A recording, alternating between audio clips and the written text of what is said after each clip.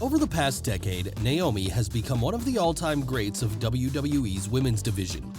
Yes, from her time spent in the original incarnation of NXT, all the way to becoming a multiple-time champion and beyond, Naomi has been on one hell of a ride. But how did she get to this point? Well, join us today as we take a deep dive into her entire career journey so far in Feel the Glow, the Naomi Story.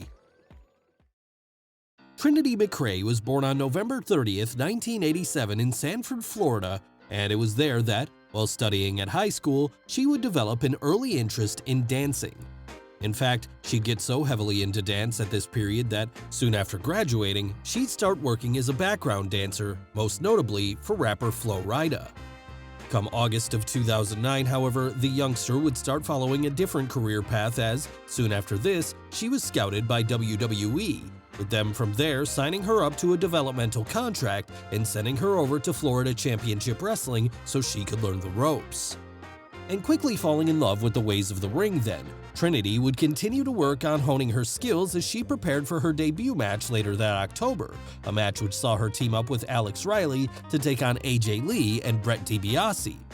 After that, she'd return to her training sessions for a while, all before eventually getting a chance to get involved in some singles action when she faced off against Serena Deeb on the June 20th, 2010 episode of FCW TV. And on this night, despite going up against a far more experienced opponent, Naomi would actually be able to pick up not only the win, but the honor of becoming the inaugural FCW Divas Champion. So now, having to prove herself as a fighting champion despite still being a rookie, the Florida native would enter into a feud with AJ Lee, which saw both the FCW Divas title and Queen of FCW titles be up for grabs at various points. In the end, though, both women would keep the respective belts around their waist as, following that, the former dancer was announced as a member of the upcoming NXT Season 3. As fans watching at the time will know, though, this was before the black and gold era of NXT, when it was regularly putting on some of the best wrestling in the world. No, instead, this was the early game show incarnation of the developmental brand, one which saw the likes of indie stars such as Bryan Danielson and Low-Ki have to square off in a series of comedic challenges. And while this wasn't exactly a big hit with the hardcore fanbase, it did lead to 5 seasons worth of the format, with this third year being focused entirely around up-and-coming female prospects. Among these prospects then were rookies such as AJ Lee, Caitlyn, and of course Naomi herself, with the latter being allocated technical wrestling wizard Kelly Kelly as her mentor throughout the show. So, with the power of Kelly's knowledge driving her forward, the Florida girl would start racking up wins against her fellow contestants in the weeks after, whether this be in the form of quick in-ring victories or by completing challenges before her opponents could. And ultimately, this would see her become one of the final 2 left during this last week of the show, with the only woman left standing in her path at this point being Caitlyn. But despite how much she'd managed to improve herself in such a short space of time, Naomi would fail to win the final fan vote, leaving her to finish second in the competition. And to make matters worse, after this, she'd return to FCW, where she'd lose her Divas title to AJ Lee too. Luckily though, even though she hadn't won NXT Season 3, management in WWE saw enough in her that, in January of 2012, she'd be brought up to the main roster as a member of the Funkadactyls, a pair of dancing valets for Brodus Clay, which also included Cameron.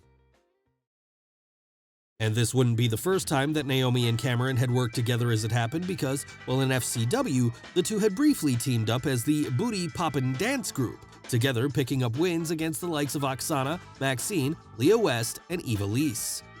So, already having built a chemistry together then, the two would go on to even greater success on the main roster when, after debuting on the January 9th episode of Raw, they'd spend the next few weeks dancing both Brodus and his mama out to the ring. Then, at the pre-show for the Tables, Ladders, and Chairs pay-per-view on December 16th of that year, they finally got to make their in-ring debut when they took part in a Santa's Little Helper match, basically a battle royal where all the women on the roster were dressed as Santa Claus. Yes, this was still the era of WWE where women's wrestling was treated like little more than titillation for the men watching, but doing the best she could with what she had to work with, Naomi was able to ultimately win this battle royal, booking herself a shot at the then Divas champion Eve Torres later that night.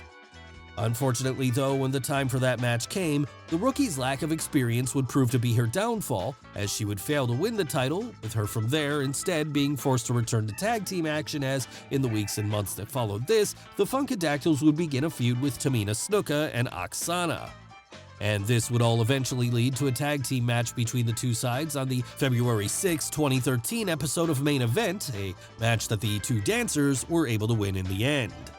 So with their confidence now rising, they'd segue into a program with the Bella Twins, which saw the two teams face off on numerous occasions over the next few weeks, at one point even getting some of the men involved too when, at WrestleMania 29 on April 7, 2013, an 8-person tag was booked to take place pitting the Funkadactyls, Brodus Clay, and Tensai against the Bellas, Cody Rhodes, and Damien Sandow.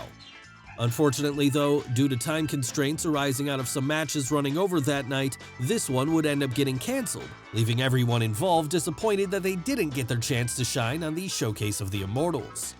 Then, to make matters worse for Naomi and her partner, soon after this, they would face off against the Bellas in the March 21st episode of NXT, there losing to them after Nikki was able to get a pinfall over Cameron. So needing some form of revenge, Naomi would face off against Brie Bella one-on-one on the April 29th episode of Raw. And there, despite the heels trying to pick up a screwy victory with the help of some twin magic, it would ultimately be the babyface who reigned victorious as, from there, she was finally able to move on to better things. And these better things would see her get a chance to expose herself to a larger audience when, later that year, she would become a member of the new E! Entertainment reality show Total Divas, a half-hour documentary-style look into the lives of some of WWE's most prominent female stars of the time. But that's not all she was doing, as around that same time, Naomi would release her first single entitled Dance All Night, with this later being accompanied by a music video released on WWE's YouTube page. Back in the ring, however, things would not be all roses as that summer, then Divas champion AJ Lee had decided to wage war on all of the cast members of Total Divas. And her reason for doing this was that she felt them getting involved in a Kardashian-style reality show was only helping to bring women's wrestling further down and solidified the idea that it was lesser than what the men were doing. Obviously disagreeing with this though, both Naomi and Cameron would take it to the ring on the November 22nd episode of SmackDown when they battled it out with AJ in a handicap match, there defeating her and earning some measure of revenge. Soon after that, both Funkadactyls would be part of the 4-on-4 Survivor Series elimination match, which saw them team up with the Bella Twins, Eva Marie, JoJo, and Natalya to defeat AJ, Caitlyn, Alicia Fox, Oksana, Rosa Mendez, Summer Rae, and Tamina Snuka. And as if all this in-ring success wasn't enough, around this time, Naomi's personal life was also reaching new heights as she would get engaged to her boyfriend Jonathan Fatu, someone better known to WWE fans as Jimmy Uso. Yes, the two had begun dating after meeting backstage sometime prior to this, and with their relationship now being taken to the next level, it would mean that Naomi would finally become part of the famed Anoa'i family through marriage once they finally tied the knot in January of 2014. But even if she was now a newlywed, it didn't mean she'd have the chance to slow down as, back in the ring, her career would take another turn when the Funkadactyls split from Brodus Clay, with this leading to them from there briefly aligning themselves with R-Truth and Xavier Woods. After that though, an orbital bone injury would put the Florida girl on the shelf for a while, leading to her largely remaining off of TV until March of 2014, at which point she would return to take part in the Vicky Guerrero Invitational at WrestleMania 30. And despite ultimately losing that match after she was forced to tap out to AJ Lee, Naomi would soon be able to work her way up the ranks again to the point where, at June 29th's Money in the Bank pay-per-view, she'd find herself going one-on-one with then Divas champion Paige. During that bout though, it would be the anti-diva who proved to be the better woman come the end, and after a battle which raged for 7 minutes and 2 seconds, she was able to retain her title. And as if that wasn't bad enough, around this time, Naomi would also find herself getting into WWE favorite storyline when her and her partner Cameron started having difficulties coexisting. Of course, by now it was clear that the Florida native was the real star of the duo though, and so when things eventually blew up and the two had a singles match at the July 20th Battleground pre-show, it would be her who got the win. Then, continuing to build on this momentum from there, she'd pick up another victory over Cameron on the September 15th episode of Raw, all before ending up being the one to get the winning pinfall over Paige during the 4-on-4 elimination match at that November's Survivor Series. Following this, her real-life relationship to Jimmy Uso would finally be acknowledged on screen when, just 1 month later, she'd get involved in his and Jay's feud with The Miz. And that would ultimately lead to her being cost a shot at the WWE Divas title when, upon facing Nikki Bella for the belt on the December 16th episode of SmackDown, she'd be distracted by The Miz at ringside for long enough to get pinned. So needing to settle things then, Naomi would team with the Usos to take on the trio of The Miz, Damien Mizdow, and Alicia Fox a number of times over the weeks that followed. Then after that was done, the former cheerleader would return to singles competition when on the April 13th, 2015 episode of Raw, she'd take place in a battle royal to determine the #1 contender to the Divas title. Ultimately though, after failing to win this, Naomi would turn on the eventual winner, Paige, morphing into a heel from there as, with the anti-diva now being kayfabe injured, the Florida girl would take her place in the title match against Nikki Bella at April 26th's Extreme Rules. And when a returning Brie Bella helped her sister get the win that night, the heel would go on to align herself with Tamina as, together, they set their sights on destroying the twins and ridding the WWE of them once and for all.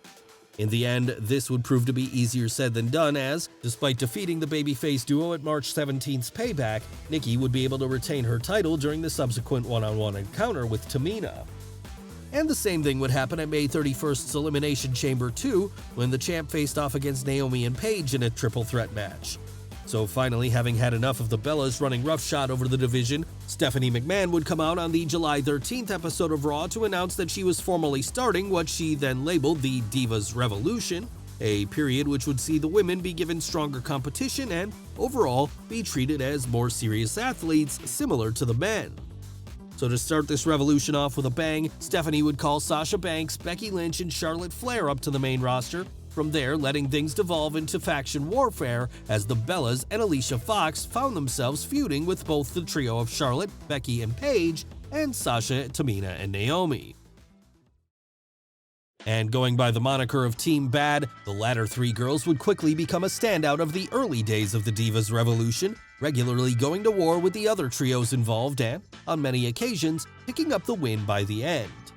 Ultimately though, at that point, it was clear the big star of Team Bad was Sasha Banks, and so, on the February 1st, 2016 episode of Raw, when she chose to leave the group, Naomi and Tamina would take it personal, attacking her from there and starting a feud which saw the Boss partner up with Becky Lynch to defeat the two heels at February 21st's Backlash. Following that, the Florida girls' bad luck would continue when, after losing a 10-woman tag at that year's WrestleMania 32 pre-show, she'd tear a tendon in her ankle, something which forced her onto the injury shelf for the next couple of months.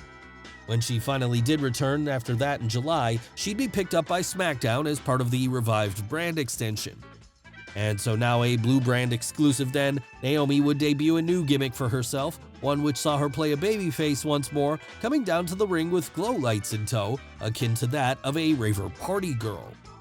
So now, fully feeling the glow, she would make it her aim to become the inaugural SmackDown Women's Champion at September 11th's Backlash, when she became part of a six-pack elimination challenge to determine who got the honor. And despite being in the ring with the likes of Becky Lynch, Alexa Bliss, Nikki Bella, and Carmella that night, Naomi would put on a strong effort, at points looking like she might even win the whole thing, up until she was eventually eliminated by Natalya, that was. Following that, she'd take place in that November Survivor Series 4-on-4 elimination match, teaming up with Becky Lynch, Alexa Bliss, Carmella, and Natalya to represent Team SmackDown. Unfortunately though, Team Blue would end up losing this one and, so feeling the need to take some time away and regroup, the former cheerleader would disappear for the next couple of months, eventually returning on the January 24th, 2017 episode of SmackDown to confront then-champion Alexa Bliss.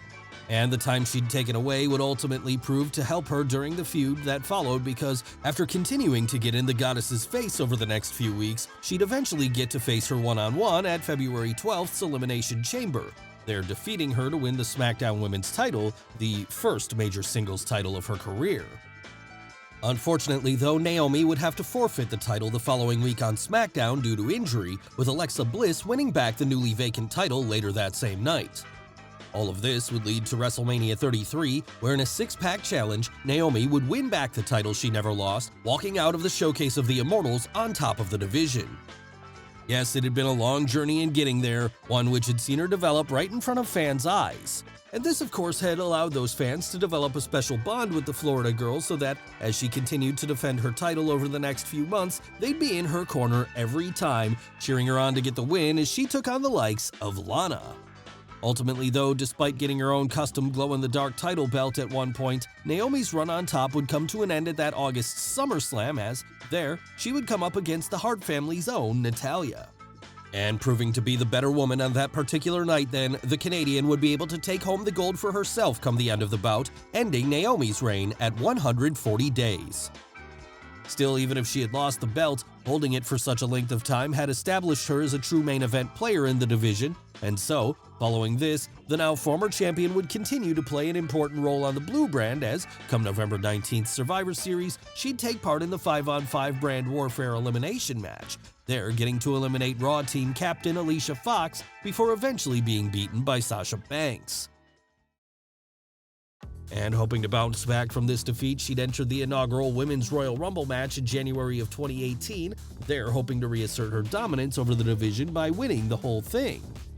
Upon being eliminated by Nia Jax that night, however, any plans she had of going up to the main event of WrestleMania 34 were scrapped as, instead, she'd have to settle for an appearance on the pre-show when she entered the WrestleMania Women's Battle Royal. But even if she wasn't on the main show, the former SmackDown Women's Champion would make the best of this spot when, after last eliminating Bayley, she'd win the match, finally getting to make up for losing the Royal Rumble a few months earlier. Then following this, she'd take part in some more firsts when, on June 18th, she'd take part in the first ever Women's Money in the Bank ladder match. Then in October, she'd be involved in the first ever women's only WWE pay-per-view Evolution, there competing in another Battle Royal. Victory in this one would ultimately prove to be out of her reach, however, and to make matters worse, during the annual 5-on-5 brand warfare elimination match at the following month's Survivor Series, the former cheerleader would be the first woman eliminated. So it was clear she had to shake things up again in order to get herself back on track, something she would eventually do when she began realigning herself on screen with her husband Jimmy Uso.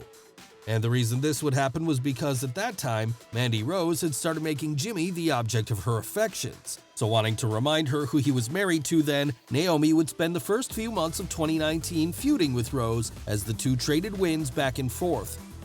This would all come to an abrupt end in April, however, as at that point, the SmackDown mainstay would be moved over to Raw during that year's draft, something which had the knock-on effect of giving her a whole new host of opponents to face off against, such as Dana Brooke, Ember Moon, and Nikki Cross. Sadly, though, much of 2019 would be spent outside of the ring for the former women's champion as, following the death of a close relative, she'd take some time away, returning in January of 2020 when she entered that year's Royal Rumble match. After that, it would be full steam ahead once more as she'd return to the Blue brand to challenge Bayley for the SmackDown Women's Championship at the February 27th Saudi Arabia show Super Showdown. Then, the next month at WrestleMania 36, she'd take place in a 5-way elimination match for the same title, there going up against Bayley, Sasha Banks, Tamina, and Lacey Evans. Despite her best efforts, though, she wouldn't be able to win either of these bouts, and so, needing to refresh herself once more, by October, the former women's champion would be drafted back over to Raw, and once there, she re-entered the tag team division when, at WrestleMania 37, she'd team with Lana as part of a tag team turmoil match. Following the duo's failure to earn a shot at the women's tag team titles that night, though, Naomi would once again begin a downward spiral that saw her be drafted back over to SmackDown in August of 2021. Then, to make matters worse, upon her arrival on the Blue brand, she'd find herself the target of abuse from on-screen authority figure Sonya Deville. Luckily for the Florida native, however, when the two finally met in the ring in early 2022, she was able to end her streak of bad luck by defeating the heel. And riding the wave from there, she'd next enter into a tag team with Sasha Banks, as at WrestleMania 38 that April, the two would compete in a 4-way tag match for the women's tag team titles, ultimately winning come the end.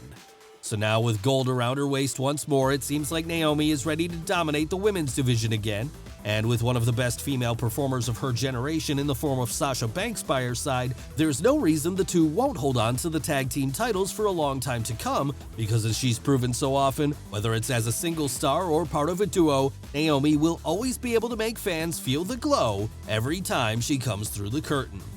Well guys, what did you think of the video? Let us know in the comments below. Don't forget to smash the like button, subscribe to the channel, as well as follow Wrestle with Andy on Instagram and Twitter. Thanks for watching, and we'll see you next time.